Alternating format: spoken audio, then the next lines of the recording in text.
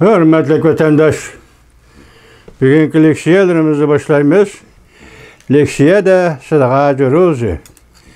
Washington'dan sözleyimiz vatandaş.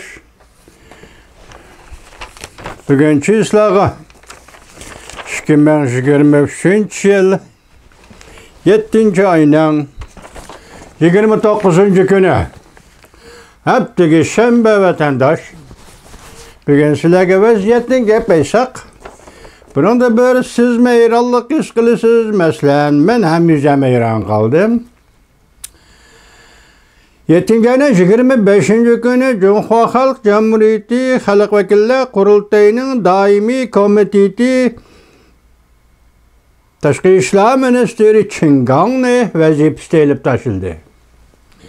Şu günü aslideki Tashqi İşler Ministeri yaki Wang Yi növbetdeki Merkezi Komiteti Diplomatiya işlerinin müdiri. Wang Yi yana Tashqi İşler Ministerliği olturdu 25. günü bir gün içinde. Acayiplenisiz 26. günü yani bu bir gün içinde Cenubu Afrika'da ziyareti ahırlaştırıp tuyuksuzla Türkiye, Ankara'da peyda oldu vatandaş. Yani şu günde 25-26 yaki 25-26 külleri etrafında çünkü siyasi kengaşının vekili veya reisi vekilemez reisi Vanhunun efendi tuyuksuzla lihasada peyda oldu. Tədqiqat elip barınmış, hizmetlerini tekşürüp tədqiq kılınmış. Vakit fakat 2 gün. 2 gün içinde kolonga kalem elişkim ülgürelmeyse. 2 gün içinde aldığın kedildiğin materyal mutlak gelip bulanmaydı. Nemige tədqiq kılırsan efendi, nemine tədqiq kılırsan. Mesele bir yerde emez. Meselenin tekti sen nemiş kaldırıp dinep lihasaga bardığan bulup kaldın. Wang Yi Tashqi İşler Ministeri nemiş kaldırıp dinep Türkiye Ankara'nı ziyaret kıldığan bulup kaldı. Mesela bunu mu yedi efendim? Bugün vatandaşlara şu doğrudur sözleyimiz. Mavzu ne deseniz mavzumunda Wang Yi'nin tuyuksuz Tibet'e ziyaretke geldi. Tibet'te Nezarband türmülleri kengaytip kuruluşa başladı. Mavzulu haber 7. ayının 28. günü büyük irator bitir ilan kılındı haber. Bundak başlan. Açtın mı? Kameranı açmadın mı? Açtı mı? Memleketlik, çünkü memleketlik siyasi kengaşının başlığı Wang Yi'nin tuyuksuz Tibet'te peyda bulup atalmış tədqiqatını başlamakçı bolgan bir peytte. Bir parça dokulattı Sünni Emrah.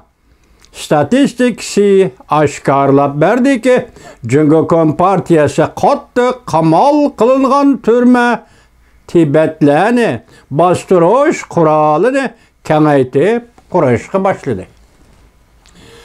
Cumhuriyet Partiyası akbarat agentlik 28. günü haber kılıp mandak görsetti vatandaş. Kıyasen geçelim la. Siyasi kengaşının reisi Wang Yi'nin 25. günde 27. günü güçlü Tibet'te tədqiqat hizmeti elip barıdı. Çünkü Birlik Səhv Bilim Başlığı Şi Tayfın Emrah boludu. Haberlerge qaraganda siyasi kengaşının reisi Wang Yi'nin Budala Sarayı'nı Dachau Butxanası Qatarlıq caylarını ekskursiya kıldı. Tibet işleri boyunca Reis Wang Yi'nin milletle ortak gövdesi eni, ne muqimliqnin muhimligini, hemmini besip düşüdüğallığını talep kıldı. Uzun yıllardan beri Tibet ve Uyguristan Cumhuriyet Kompartiyası asallık milletlerini ve dini itikadını bastırışının eğer rayını bulup geldi. Tibetlerinin faaliyetçileri, dini erbapları, ziyalileri bastırışka ve parakendicilik selişka uçurdu. Nezarband kılındı, kıyın kıstak kılındı, ziyankeşlik uçurdu.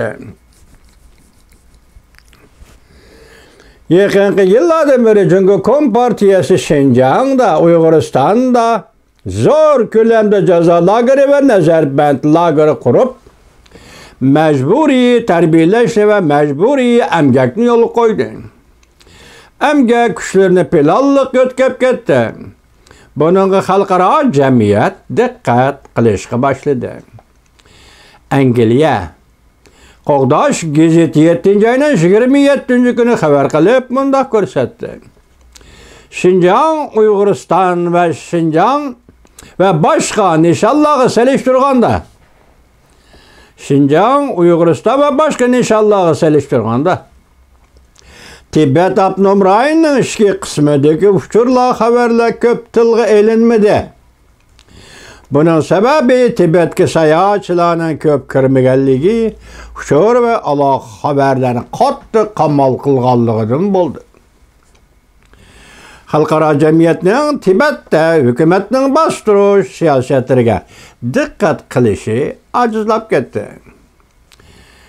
Randi Yevropa haftaning 4 kuni yangi doklad e'lon qilib, boshqa dokladmish o'zimi?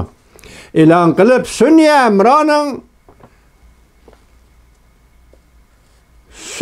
Emran'ın nazareti, kuzatishi ve chiroq ostidagi statistika ne asas qilib, Tibetdan tortilgan suratlar bo'yicha Tibetda qattiq boshqarilayotgan turma aslahalarining ko'payayotganligini,